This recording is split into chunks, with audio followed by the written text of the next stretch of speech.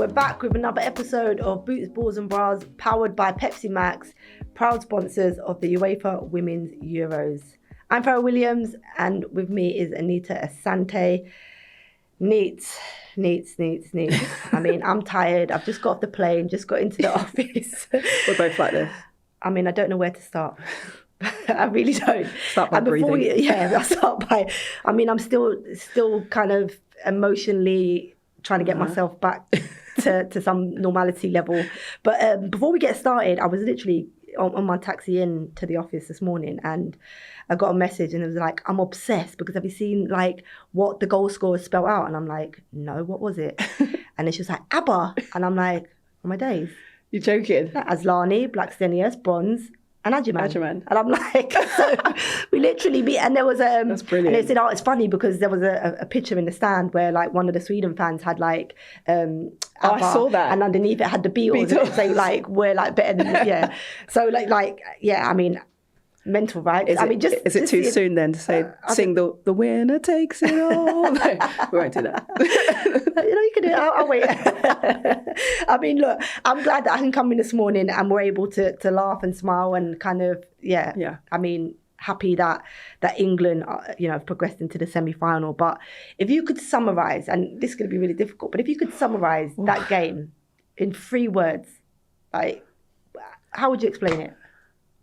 Chaotic. I think resilient. Yeah, absolutely. And I would say triumphant, but I think fortunate as well, because honestly, the roller coaster ride we all went through, I think I experienced every single emotion you can possibly experience. Like I felt like a toddler with, like throwing tantrums. We're in, we're out. Like I was shocked as well. Like there was so much going on. I couldn't even like really compute what was happening and what we were watching, Mate, I couldn't agree more. It was so difficult. You know what? It's so hard, right?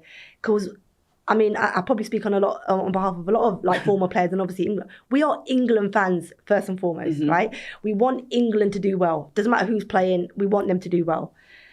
And then you get caught up in that whole emotion, and then the frustration, and like, I mean, trying to be on TV when you're literally caught up in that emotion was so difficult because I was so frustrated at halftime. I was so frustrated with how we started the game. But I mean, what did you actually make of the game? Like, let's break it down. What did you make of the first half?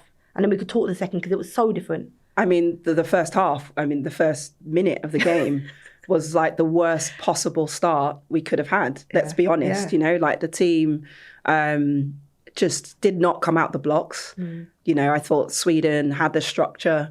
They had, their forward players in the position to try and press us and stifle us. And they did exactly that. And I think we played largely into their hands in the first generally the first 45 minutes, and we just could not get to grips with the speed of their attacks, the numbers that they would flood forward, the control that they would take in the midfield to try and break through our lines. And there was quite a few passes that went straight through the heart of our midfield into their attack, which was, disappointing, I think, to see when we had felt that they had come off the high of 2 really good games, against the Netherlands and Wales, and scoring a lot and all of that. But it just did not translate into that first 45 minutes. And honestly, Farah, I mean, you were there. So, what did it look like? What did it feel like?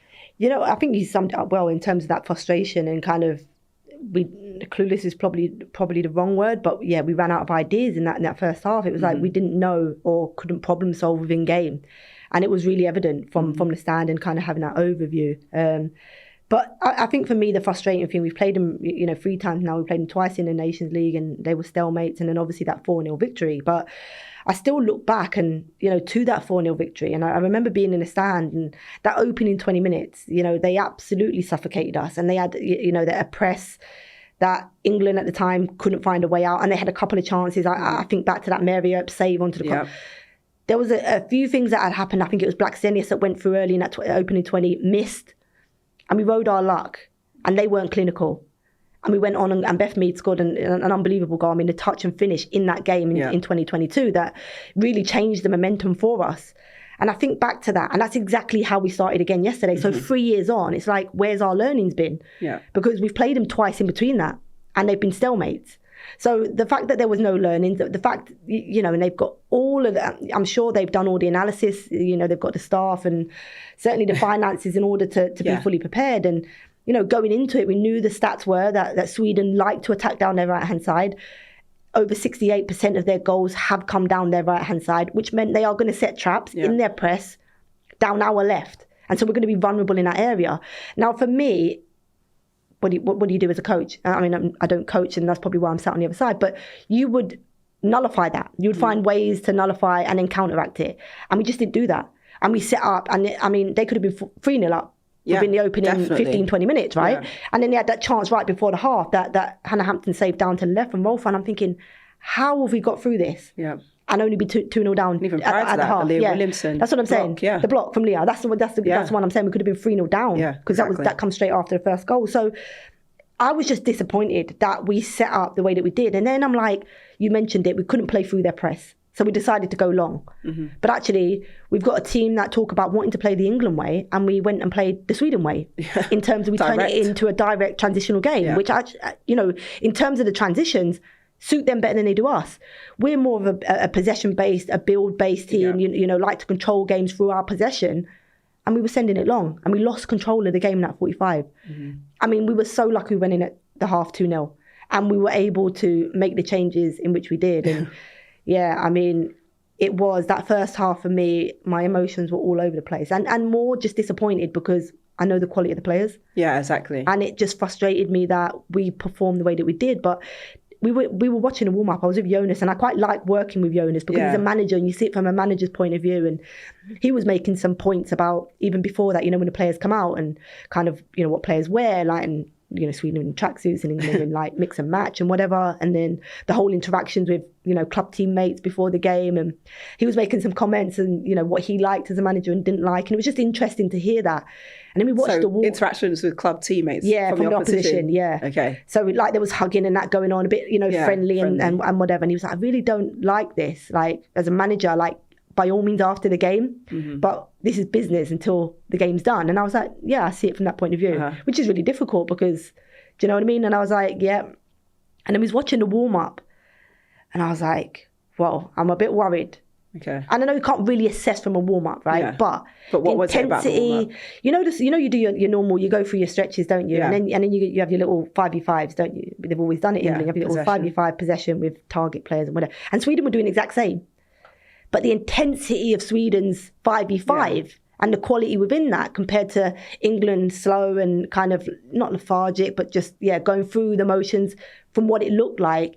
And we were all saying it, myself, Jonas and Ellen was like, whoa, these warm-ups look totally different. We need to be at the races. Yeah. We know that we need to be at the races in the opening 20 minutes against Sweden. And I don't know if that played any part into the start that we had. But when you look at that and you look at how we started, it makes you believe that maybe we didn't start fast enough in the warm-up. We didn't get up to the speed that then we know that Sweden were going to come at. But I don't know, what do you think? Like, can warm-ups impact your starting games? Yeah, absolutely. I think I always say about warm-ups is maybe you don't always move the quickest, but the ball can move quickly. Yeah. So the sharpness at which you think, move, your touch, all of that plays a massive factor psychologically if you're feeling good going into a game. I do think they can play a factor. I think that even before that, as you said, like talking to the opposition players, your teammates, club teammates, totally understandable. I think it's okay to say like, hey, what's up, wave or whatever from distance, but not to be so like you're just hanging with them, and you're just talking to them and you're not engaging and interacting with your own team and building that kind of like looking into each other's eyes, ready to go to task more together, I do think that is important. I think the warm-up is important because it's an indicator. And I think as coaches or managers, you are looking at the warm-up going, oh, I'm not sure. Are they really ready? Yeah. Are they feeling up for it? Are they focused? Are they whatever? But it makes me wonder, was that the same warm-up kind of tempo that they had against Wales? And felt, or the Netherlands, and did they feel that was like, that readied them for those games, But I did say to you, didn't I, prior to this game, that Sweden haven't had played Germany coming into this game. I just felt that they would be at that intensity at the races, because they would have played a much more intense game, both from a mental standpoint, tactical standpoint, as well as a physical one, compared to England having played Wales. And that's no disrespect to Wales, but England, could go through a certain gear and get that game professionally won, So absolutely, I think that plays a factor. And let's be honest, I think we've had our fair share of luck from this game, and I don't know how much more luck we're going to have if we don't raise our levels going into the semis and hopefully into the final. No, I agree. I mean, we had that in the Euros, and I think back to that Spain game, same stage of the competition, and we absolutely rode our luck in that. And we come away with the victory and went on to become European champions. So let's hope it's a similar kind of cycle as it was then. But Mead, so we just mentioned the strengths of Sweden, right? Do you think that no matter who we put out, those strengths would have still caused us problems because of the way we set up? Or do you think actually if we had different personnel, maybe those problems won't have happened as often as they did in that opening 45? Do you think it was a personnel thing, or do you think it was a tactical thing with the England team? Yeah, I think that's a really good question. I think I don't think necessarily it's a personnel thing. I think it's a tactical thing, because I think that the team, they didn't look like England, even in possession, what you said, in terms of them playing direct balls, it's not the way England wants to play. We know that for a fact. I think out of possession, across the 3 games, even when we played well, we did play very well against the Netherlands, the same issues are still there. That hasn't changed for me. The fact that we can't deal with transition has been an ongoing issue since the 2023 World Cup, where we played the likes of, Nigeria, for example. Dynamic players, quick, want to play into space, want to run at you, want to commit defenders. We're not getting our press right either, so they're breaking through the lines, which they were doing, or we're just not controlling depth, which I said, didn't I, in the last pod. We've got to control that depth. We've got to make sure that we know we're playing Blackstenius. She's rapid. Can we block the run? Can we get, positionally into a good position where we can win the race? We didn't put ourselves in those situations. We didn't cover each other's back, it's shape-wise to get across in condensed spaces and units. So those problems are still there, I think. Yeah. And we've got to figure out a way to improve in those areas. But no, I think, tell me one player that started that game well. No, I couldn't. Right? And a number of those players are starting players in this team every time, or would be, because of the qualities we know they have. So it doesn't matter. I think it can be infectious.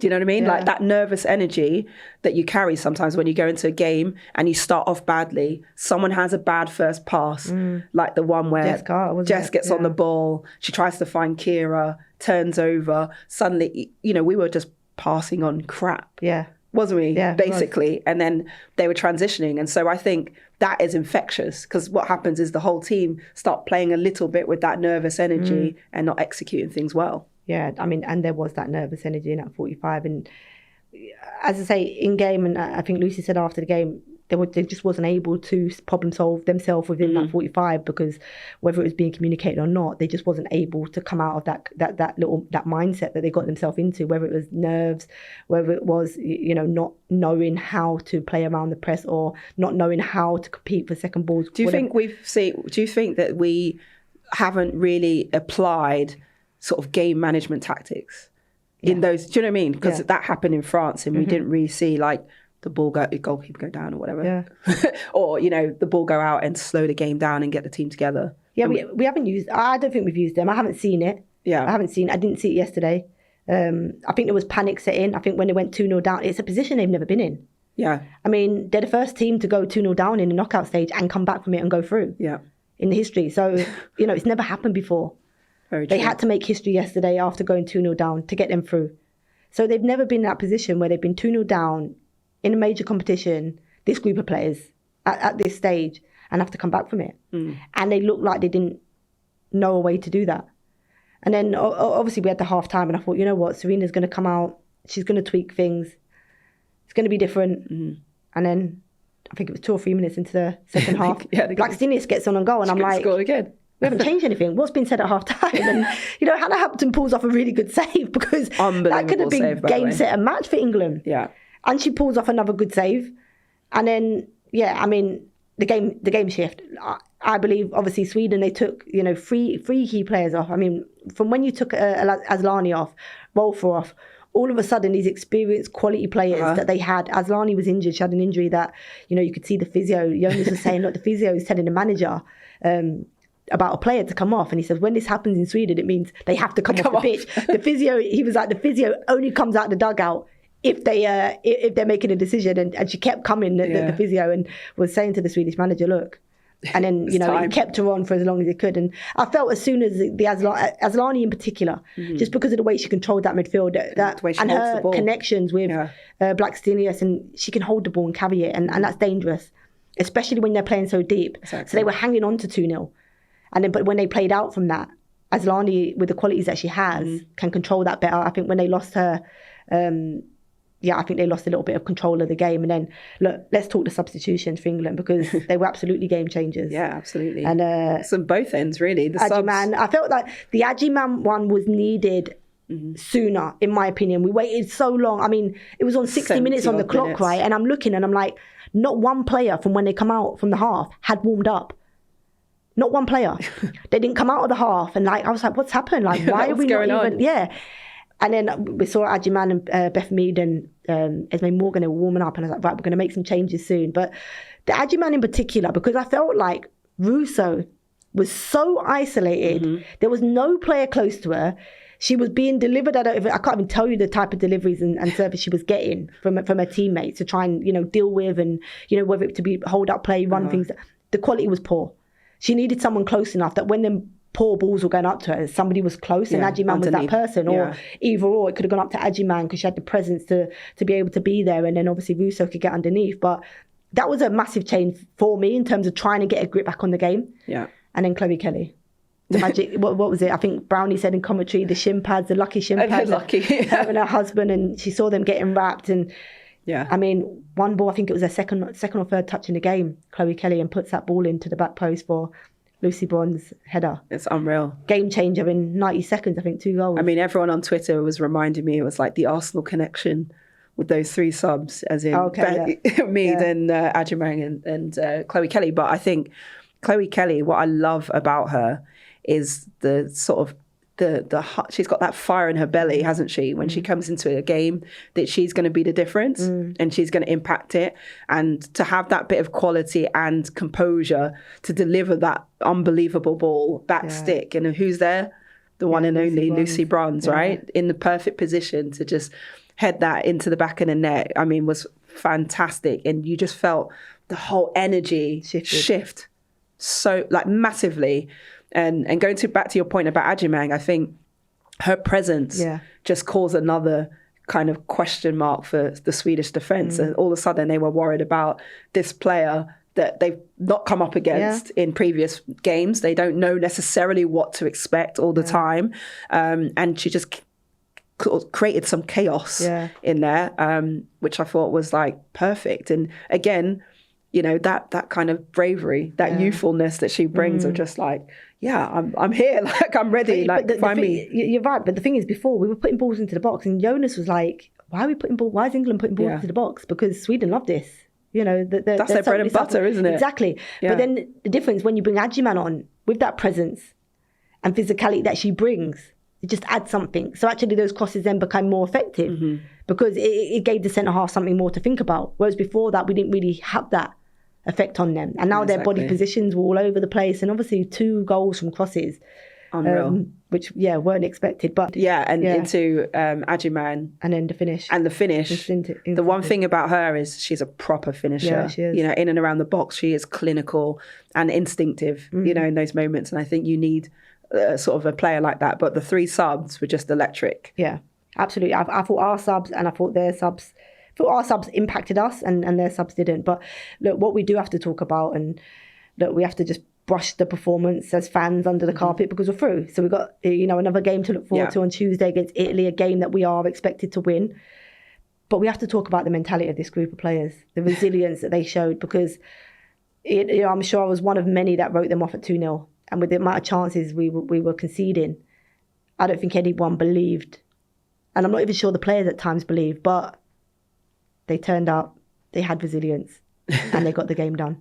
Honestly, it's like one of the craziest things I've ever witnessed in football, genuinely. Yeah. And I think, like I said, I think one of my tweets, like, credit to them, because emotionally, I can't imagine what they were thinking, feeling, physically as well, to play through 90 minutes of football plus extra time, knowing you're going into a penalty shootout, having to mentally prepare yourself for that is like next level stuff. And honestly, most people cannot understand what it feels like, right? To have gone through the kind of shock they went through, probably, of going 2-0 down in that game, probably thinking and feeling they could be done and dusted and out. And then, recovering, then realizing, look, we're in it, let's go.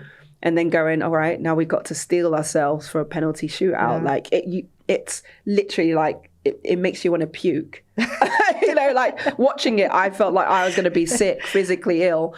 And so like standing there, I can only imagine like controlling that emotional regulation you need to settle your nerves to go and walk up to a penalty is like next level. Yeah, it was, as I say, I mean, they are a group that you never know when they're done. Like I saw that yesterday, in the flesh. It was like, as much as they weren't playing well, they never gave up.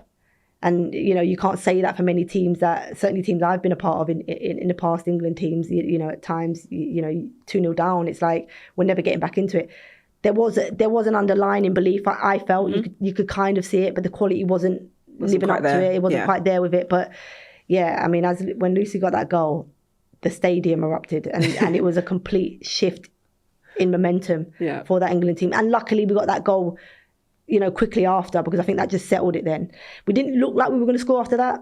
I think in extra time, Sweden looked, stronger. They had some momentum again. We had a few knocks. I mean, Leah's, who knows what's happened with her. Hannah Hampton and her nose. Hannah Hampton's nose, Leah Williams' ankle looked a painful one. Obviously LJ as well. She took a knock on her ankle. Obviously she stayed on, but don't know what that looked like. And so there was a few injuries. There was a few players that cramp. And we've got a few days now to recover before that semi-final. But, Nate, we can't move on to, the opponents of the semi-final without talking about, probably, in my opinion, the worst penalty shootout I've ever seen. I mean, normally if penalties go to 14, it means people are scoring one after the other, right? The fact that they're missing as many as they did, I couldn't even get my head around it. I mean, I was banging, like I can imagine you. I mean, Hannah Hampton off your chair. You know what? Russo's penalty, when she stepped up and just bent it, and I'm like, brilliant. I'm like, you know what I mean? It's like Hannah Hampton. I'm like, oh my, like this is us, like And then it was like miss after miss after miss. Yeah. Then we got Chloe Kelly, 5th penalty scored. Then they missed. And I'm like, what's going on? I mean, what did you make of the penalties? Well, Faz, where to begin? Honestly, I was like this. I was literally looking at the screen with my hand over my face, because I was just like, I can't watch. And then we miss. They hit the post. Yeah, Eriksson, didn't she? Eriksson. I could tell. I felt like Angadal looked nervous when she walked up to hers. So I felt like you could see a few people. A few people looking a bit, not as confident, and maybe rushing their own, penalty strategies, because we know players have these now, don't they? Like that, where they walk. Lucy talked about even before the penalties, the coin toss, winning it, being in front of the English fans. See, I was talking about that up in comms, and Gabby Logan's laughing at me, and I'm like, I'm sure statistically, first penalty taker, first penalty team to take penalties, percentages they go through is higher. And she's like, and I'm like, and then Lucy come out and ruled off. Lucy ruled off so many stats. Lucy's a proper student of the game. Like, proper on it. And these things matter, when you know it. And I think that kind of information not only makes those players feel more prepared, but it also makes them realise this is a moment we can control if we get some of these things in our favour, right? So that was one of them, the fans behind the goal. And then, another thing is being closest to your bench, right? When you're walking up to a penalty, is meant to be a real boost or advantage to the team. So I think that was another thing. But yeah, I was just like, I don't even know how to describe the penalties. I was just like, what is going on? Because, you know, these players strike a ball at goal every day in training, every week, and you back them probably to score. And all of a sudden, it's like everything they've ever learned in their whole lives just goes out the window in these moments. But that is what pressure can do to you. Yeah, that's just a fact, isn't it? But, you know, Chloe Kelly, you know, she's just got like ice in her veins or whatever. You just felt like, I felt like she's going to score. She's going to score, of course.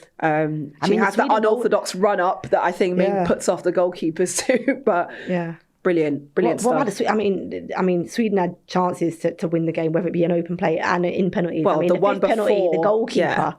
I mean, in my head, I'm like, am I seeing this for real? Like, I'm looking, I'm like, the keeper's taking the fifth penalty. Am I delusional? Like, am I like, what's going on? And I mean, whether she wanted to be a hero, I mean, she'd saved 3 penalties prior to that. And then it was like, if she scores this, she will be a national hero for Sweden.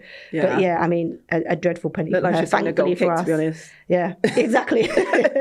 Exactly, thankfully. But look, anyone who steps up to a penalty under that amount of pressure, absolutely hold your hands up. Yeah, we're bantering, to be fair. To step up and take a penalty in those moments isn't easy. No. And, you know, it takes real personality to do that.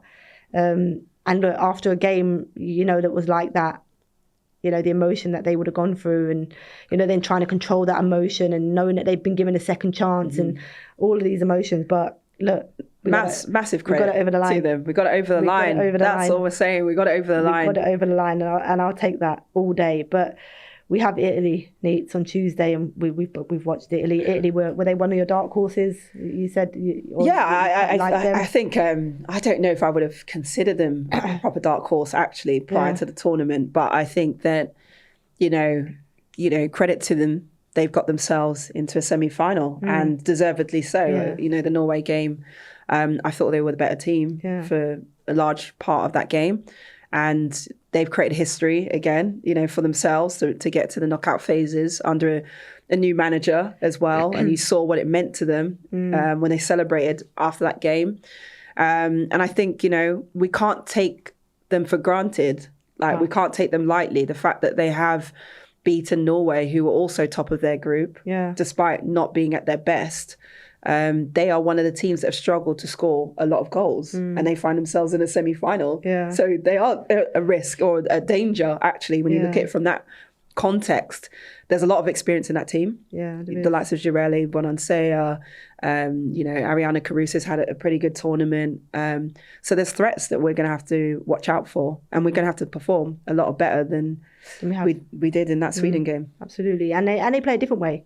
We've done the game. I mean, we done one of their group games. You did the quarterfinal, didn't you, against Norway? I mean, that header, that winner, the 89th minute, 89-28 on the clock, and to come up with a header like that. And you're right, they deserved it. Norway missed a penalty within that game, but they play a 3-5-2. You want to call it? That will pose a different threat for England. We noticed. Their deliveries also from that left-hand side is from deeper areas. So it's not like Sweden where they try and get in advance of you. Mm-hmm. They will play it in advance from deeper areas and put balls behind our back line. So we've obviously seen the problems that England have had in that back line.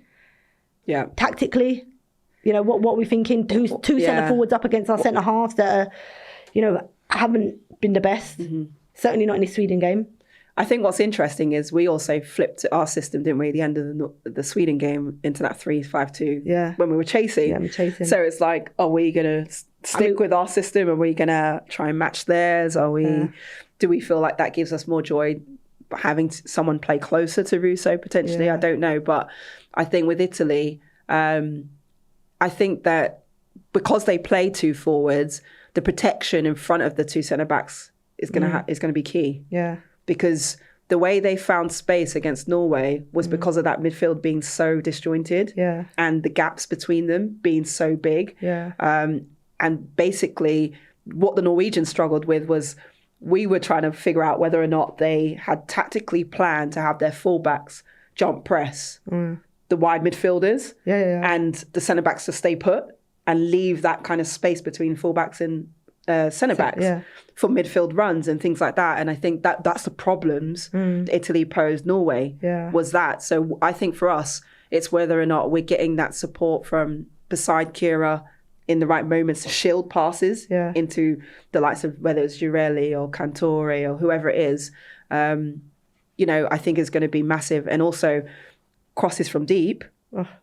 That's a problem. Crosses from deep. Can we get pressure on the ball or not? Yeah. And whether or not we're going to be good enough in our box to defend those kind of deliveries. And again, control depth where necessary. But I do think they play slightly more. I don't think they're as, they don't sprint to fast. They're not as dynamic. They're fit. They're really fit. They're really resilient. They're dogged. They will fight for everything. You watch them in the anthem. Dark hearts. You watch them singing the anthem. Yeah. They are ready to go to war. So they're going to be well up for it. But they also showed in that Spain group game, the final group game, certainly in that opening 45. I mean, the second 45, a little bit different for them. Disciplined defensively. Yeah, very. So they will make it hard. They will restrict, gaps between the ranks and make you go into areas they want to defend from. Yeah. So they will make it hard for England. So do you think then, given the lineup we had, do you think we've known throughout tournaments, Sarina always sticks with her lineup? She had to. She chased. She threw everything on. I don't think we had any. I mean, at one point we had Grace Clinton and Lauren James like in midfield as a two for us, like two attack-minded midfielders. So we completely had no balance in the squad. But what we had was everybody on trying to win a game yesterday. But what do you think then, going into that game against Italy with kind of the key battles that might be there? Do we make changes? Do we change formation? Do we go with what we've been doing? I mean, it's one of those that you go, does a Chloe Kelly, does a Beth Mead potentially deserve to start in a game, in the next game, because of the different, this will be a different game again against those defensive players. And do we need players that are just, I don't know, going to connect more with Russo, come in and play with her a bit more as well, and not necessarily have to be isolated and go 1v1, against fullbacks potentially. But Sarina, isn't it? She doesn't change that often. And I feel like, there's going to be talk of whether the back line changes. It might have to. We don't know about Leah Williamson's ankle. So if she's not available, then Esme Morgan likely could come in. Is she going to play alongside Jess Carter, or is Alex Greenwood going to move inside to that position alongside her? Potentially. I mean, what do you think? I don't know. I just worry making so many changes. Yeah. That always does worry me. I quite like the fact that she sticks to her team, and that this back line haven't played together that much. So of course there's going to be, in terms of those connections and communications, they're going to be off, and they've shown that. I always think you want to keep the core of the team. It's a difficult stable as possible, don't you? They're like the spine of the team. The difficulty is taking anyone out of the team when, you can honestly say who performed well in that opening 45. So to go with, to isolate one player from that 11 and be like, you were the problem or whatever, is as harsh as I can be at times. That would be very harsh because, as I say, that opening 45, no one can say that, they made themselves accountable. I don't know. I would imagine she would stick with the same team and hope that they can do the job that they did against Netherlands and Wales. But I guess some of it will be based on probably the impact of the games on their bodies. On the bodies, absolutely. Right? From a loading perspective, the distance covered, the high speed running that some of those players would have covered because they had to fight their way back into the game is going to have an impact maybe in the lineup. So you just don't know. There's so many factors that Sarina and Aryan are going to have to factor into the next lineup, I think. Yeah. Well, I look forward to seeing what happens. Do you want to give a prediction? Or, I mean, I'm already out. I stuck, didn't I, with England going out of the quarters, and you twisted. I did twist, yeah. So you done well. You done well. I twisted. No, I genuinely think that England can beat Italy. Yeah. And on the basis of their ranking, FIFA ranking, they would be expected to beat Italy. But for me, they definitely have to raise their game and raise their levels and show why they are European champions, because that's what it's about, right? To reach a final, it's only going to get harder when you get there. So you've got to raise your levels, and you can't think that when you get there, you can show up, because by then it's too late. Yeah. No, I think we're much better than Italy from what I've seen in the tournament so far. And you look at our our squad depth, I think that is huge in tournament football. I think we showed that yesterday how important it was. We even showed that against France, and we left it late against France. But using those players to come in, we show that we have great depth within our squad. I predict an England win. I think we do beat Italy. I agree. They've had an extra day rest in us that might play a part. But I think with the quality we have in our squad, and if we start fast like we did against the Netherlands, it should be a comfortable victory. But let's quickly talk France, Germany. We've got Spain, Switzerland tonight. That'll be again, home nations playing against Spain. I don't see past the Spain victory. Yourself? No, I don't. I expect Spain to beat Switzerland because of the way they've been consistent performers, haven't they, throughout the tournament? I think the whole squad it's just a brilliant team. It really is. It's a brilliant squad. A lot of the young players have had impact and have performed really well. I think they are sort of the most complete side in terms of all the ways they can hurt you. Of course, they have their own vulnerabilities. They've conceded goals as well. But Switzerland have been one of the teams that have struggled to meet the potential of their XG. So they struggle as well to score goals, and they don't really have a set-piece threat in the box from like sort of corners and things like that. So I think that's the challenge for Switzerland. How can they actually not just be in defence mode, which most teams are, by the way, against Spain, of course, but also be a threat in the front line and give them something to think about as well. So I think, I fully expect Spain to win that game. And then probably the most exciting draw of the round, France, Germany. France is probably the best squad at a major tournament, would you say? Yeah, I think in terms of depth for their squad, you look at the bench, and we spoke about that after the England game. What they had to come off the bench. Yeah, I think so. I think, and Germany have lost, 2 right backs now, one through injury and one through suspension. So two big players for them. Yeah. Obviously, their captain as well, UWCL. They've had to. I think in a team which you would argue that the defence is one of the weaker areas for Germany. So not having those players is a massive loss for them. I think France have also been consistent performers. I think they are full of belief as a team. I think the manager has shown that some of the big decisions he's made in this competition so far has paid off, and he's put that trust in those players. And I just think that France, I was saying it to my friends and family the other day, I was like, as a former defender, if I know I've got to meet Baltimore, Diani, Gioro, Katoto, Cascarino, I'm thinking, get me out here. I might make 60 minutes. But by that point, I'm looking at the bench going, help. Because that is a dynamic, electric, forward line attacking players that in transition are frightening. I think they are one of the best teams in transition. I think, to be fair, both attacks with both teams is what you're going to be looking out for. So where are you going? You sitting on the fence, or you're gonna? I'm actually going to go with France. I think this has to be their tournament where they get to the semi-final. I think this team is more than capable. So I'm going to go with France win. I'm with you on that one. But we've got some fans' questions powered by Pepsi Max. Your favourite part? My favourite part. Here we go. Fans' questions. Here we go. Powered by Pepsi Max. The first one is from Emily Coops.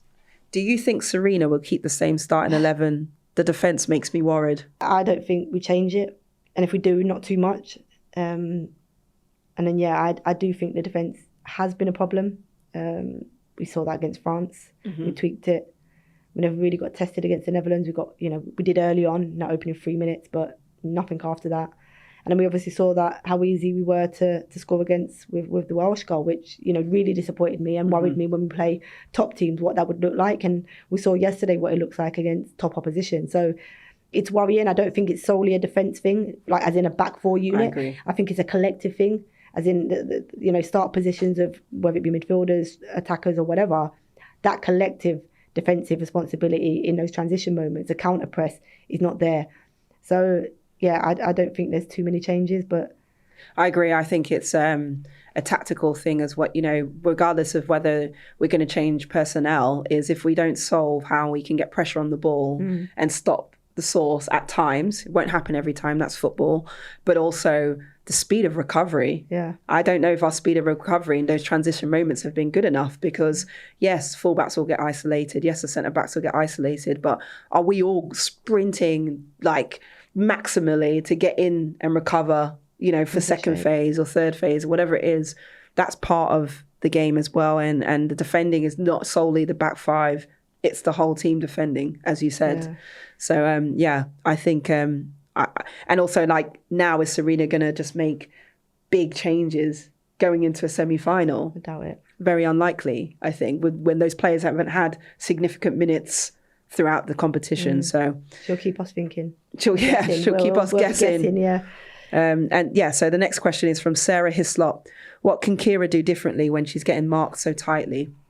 Great question for you, Farah, our midfield maestro. You know, it's difficult. Of course, what happens in football is that, you know, teams work you out. You know, when we played and there was key players in the opposition, you'd always try and, you know, nullify their strength. And whether that be, you know, man-to-man marking, or whether it be setting traps for that player, it happens. But what you got to do as a player is find a way out of that. You got to, you know, problem solve within game. You got to know the people around you that can help you in terms of movements. Sometimes, you know, just sitting in there and staying marked doesn't help. Moving on, you know, for me, I always used to like to try and work the back shoulder opposite. I tell you who does it really well. Guiaro for Spain. Yeah. Excuse me. Working the opposite shoulder of somebody that's marking you just opens up spaces for somebody else. Now, whether that be, I think sometimes, whether it be for you to get on the ball or open up other spaces, maybe that's something that, you know, maybe Kira to get on the ball needs to do a little bit more. Yeah. Maybe it's not always about the England team giving and getting Kira on the ball from those deeper positions, rotation in that midfield area, but also opening up spaces that then will make you available, you know, maybe on the second or third pass as opposed to the first pass. Yeah, definitely. But yeah. No, I agree with you. I mean, think you played midfield at times, and yeah, I agree with you. I played probably more of a defensive midfield role when I did play midfield. So I totally agree with you. I think it's about how can you either free yourself up or others to get on the ball and read the game. So as you said, basically, you know, if you're going to play an up, back and through, can you be the one that supports underneath for second phase, right? To then punch the ball forward. How can you get yourself in between the two players so that you can get on a half turn to take the ball, carry it through, and break a line, right? I think another way is, we rarely see it actually with this England team, is like, you know, can she, and whether that's a tactical thing, and Sarina doesn't want to do it, drop into either a half space and it's sort of like a half full back position to get on the ball, or does she drop in between the two centre backs and push Leah a bit wider? And that could for work. example, because Leah is also really good for breaking lines in her distribution. But that would be, probably more beneficial if we wanted to start our build through Kira. Yeah. In terms of her coming into that back feed, because we do know our fullbacks are expansive. Yeah. We actually have it really expansive. And what I noticed yesterday even more so, which is, and I've seen it with the 23s needs, and I have mentioned it to you before, about how split our centre halves are in build phase. Worries me in those transition moments. And 100%. England play that, it's a pattern, right? So they do play like that. So you're right, she could come, but then that would also mean affecting Georgia Stanway or Toon, because somebody would have to come into that they would have central to drop area. in. So it's a kind of, but you have to work on those. It's not an individual thing. Kira can't make that decision to go, I'm just going to go into these areas. It's more of a pattern within the team that they'd have to build through if she is the player that we want to start our attacks. 100%. It's a team tactical thing, but we can see the benefits of it if they were to try it potentially, because like you say, especially our fullbacks, we want them high. You want Lucy Bronze to be able to join attacks, and actually it's another way actually you can help the transition. Because you still got the three. And then somebody in front to defend and someone in front. So absolutely. I mean, Coach Anita, there's your answer. Guys, thanks for listening to Boots, Balls and Bras, powered by Pepsi Max. Remember to like, comment and subscribe if you'd like to hear more of us throughout the tournament. But Anita, at least we could come in here happy today. Voices a bit crusty, but yeah, we did it. They did it. They did it. In the semi-final. Yeah, well done, England. Come on, into a semis. Let's go.